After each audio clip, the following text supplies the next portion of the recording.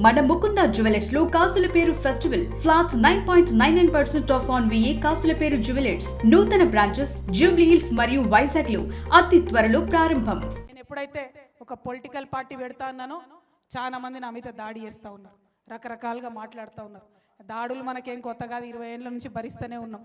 కాకపోతే మీ అందరికీ నేను ఒక మాట చెప్పదలుచుకున్నా, నేను అధికారంలో ఉన్నా లేకున్నా నా పక్కలు ఎప్పుడైనా ఉద్యమకారులే ఉన్నారు, పైరవికారులు లేరు. రేపటి నాడు కూడా పొలిటికల్ పార్టీ ఖచ్చితంగా పెడతాం. ఈ రాష్ట్రంలో స్వీయ రాజకీయ అస్తిత్వంతో తెలంగాణ అనే పదాన్ని తన పేరులో నింపుకొని, తెలంగాణ అనే పదాన్ని తన ఆశయాల్లో నింపుకొని, తెలంగాణ అనే పదాన్ని తన ఆచరణలో నింపుకునేటటువంటి పొలిటికల్ పార్టీ రావాల్సిన అవసరం ఉన్నది. ఖచ్చితంగా దానికోసం పెడతాం.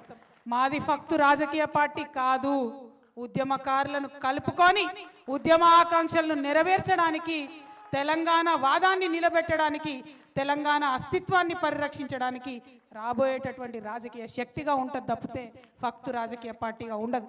ఎందుకంటే ఈ నేల ఏదైతే నెత్తురొడిసిందో, ఈ నేల ఏదైతే వందల సంవత్సరాలుగా నెత్తురొడిసిందో ఇంకా ఆ గాయాలు మానలేదు, ఇంకా బిడ్డలు కోలుకోలేదు. కాబట్టి ఖచ్చితంగా ఫ్యూచర్లో రాజకీయ శక్తిగా మా యొక్క ఉద్యమ సంస్థ ఏదైతే జాగృతి ఉందో రాజకీయ శక్తిగా మారుతుంది. తప్పకుండా ఉద్యమకారుల ఎజెండాను తీసుకొనే ముందుకు పోతామని ఈ సందర్భంగా నేను తెలియజేస్తా ఉన్నాను. అదేవిధంగా ఇంకొక మాట చెప్పాలి, మనం ఎన్ని ఉద్యమాలు చేసినాం పేర్లు కూడా మర్చిపోయి ఉంటారు. జైల్ బరో, రైల్ రోకో, సాగరహారం, మానవహారం, చాలా చాలా చాలా ఉద్యమాలు చేసినాం. వంట వార్పులు, బతుకమ్మలు, సింగరేణి కార్మికులు, సడక్ బంద్, అన్ని ఉద్యమాలు చేస్తే ఆ ఉద్యమాలకు సహకరించిన వాళ్ళు చాలా మంది ఉన్నారు. పాపం చిన్న చిన్న కాంట్రాక్టర్లు అయితే పాపం మా గ్రామాలలో టెంట్లు నడిపారు, మండలాలలో టెంట్లు నడిపారు. ప్రింటింగ్ ప్రెస్ వాళ్ళు నాకు గుర్తుంది, సంఘాలకు ఫ్రీగా కొట్టించారు, ప్యాంప్లెట్లు వేసుకోండి రా బాబు అని చెప్పి. అనేక మంది చిన్న స్కూళ్ళు, పాపం బడ్జెట్ స్కూళ్ళు, వాళ్ళకే స్కూళ్ళు చక్కగా నడవవు, వాళ్ళు బస్సులు ఇచ్చి మనకు స్కూళ్ళకు, మనకు ఉద్యమాలకు సపోర్ట్ చేసినటువంటి విద్యా సంస్థలు అనేకం ఉన్నాయి ఈ రాష్ట్రంలో. కానీ తెలంగాణ రాష్ట్రం వచ్చిన తర్వాత ఆ విద్యా సంస్థలకు ఏమీ జరగలే.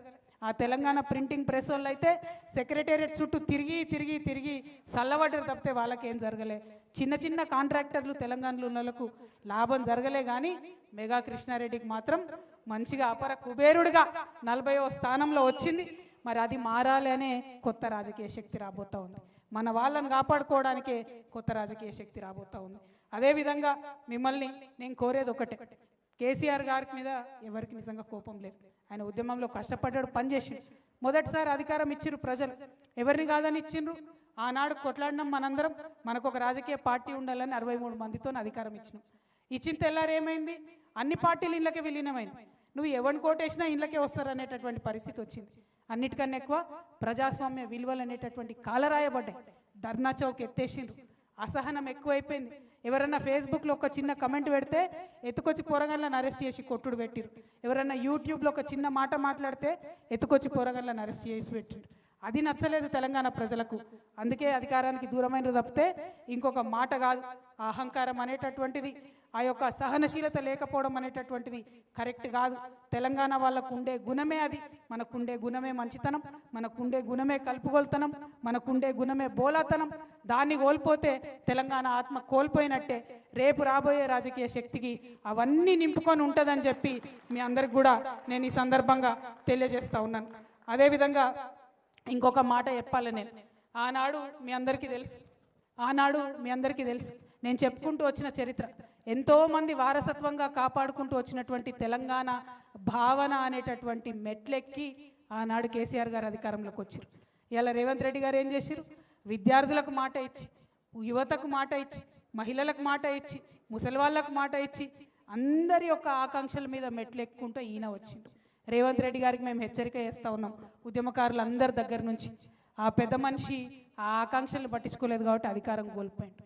మీరు కూడా ఈ ఆకాంక్షలను పట్టించుకోకపోతే బంగ్లా బయటికి గుంజుతారు. రెడ్డి గారు మిమ్మల్ని ఏం వదిలిపెట్టారు తెలంగాణ ప్రజలు.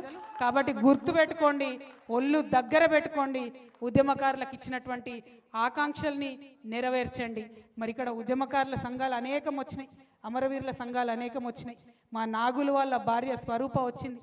ఆ నాగులు అనేటటువంటి తమ్ముడు అసెంబ్లీ ముంగట ఉద్యమకారులను కేసీఆర్ గారు పట్టించుకుంటలేరని నిండు అసెంబ్లీలో తెలంగాణ వచ్చినాక అసెంబ్లీ ముంగట ఒళ్ళు కాల్చుకొని చచ్చిపోయినటువంటి నాగులు ఉన్నాడు.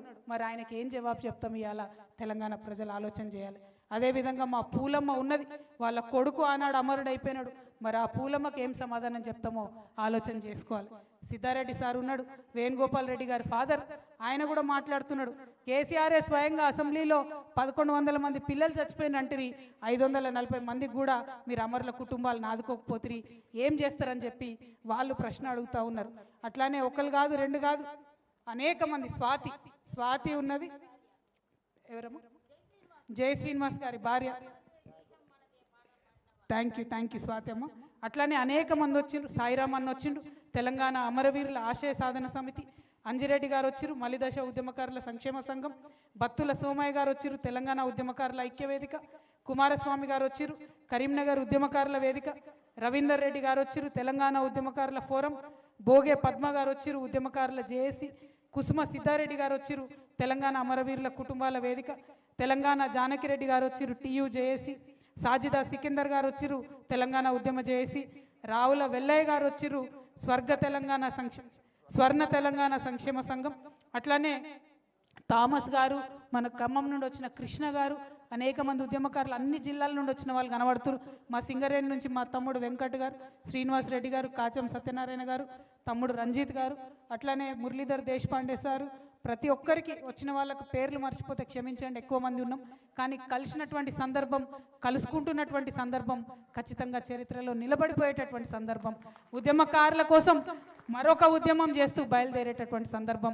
కాబట్టి మిమ్మల్ని నేను కోరేది ఒకటే, కించిత్ బాధతో మాట్లాడినా, మన వాళ్ళ మీదనే కొట్లాడాల్సి వచ్చిన ఈ టైంలో ఖచ్చితంగా మనం గుర్తు తెచ్చుకోవాల్సింది ఒక్కడనే. భగవంతుడు శ్రీకృష్ణుడు ఆనాడు చెప్పిండు, ధర్మం ఎటు ఉంటే నువ్వు అటుండు, ఆ పక్కన ఉన్నోడు నీ ఓడా నీ ఇంటోడా సుటమోడా అన్నది కాదు, ఎటు ధర్మం ఉంటే అటుండు అన్నారు. ఇవాళ ధర్మం ఉద్యమకారుల పక్షాన ఉన్నది, ఇవాళ ధర్మం అమరవీరుల కుటుంబాన పక్షాల ఉన్నది. కాబట్టి వారి పక్షాన నిలబడి ఖచ్చితంగా పిడికిలెత్తి పోరాటం చేస్తామని తెలియజేస్తూ మీ అందరి దగ్గర కూడా సెలవు తీసుకుంటా ఉన్నాను. Thank you.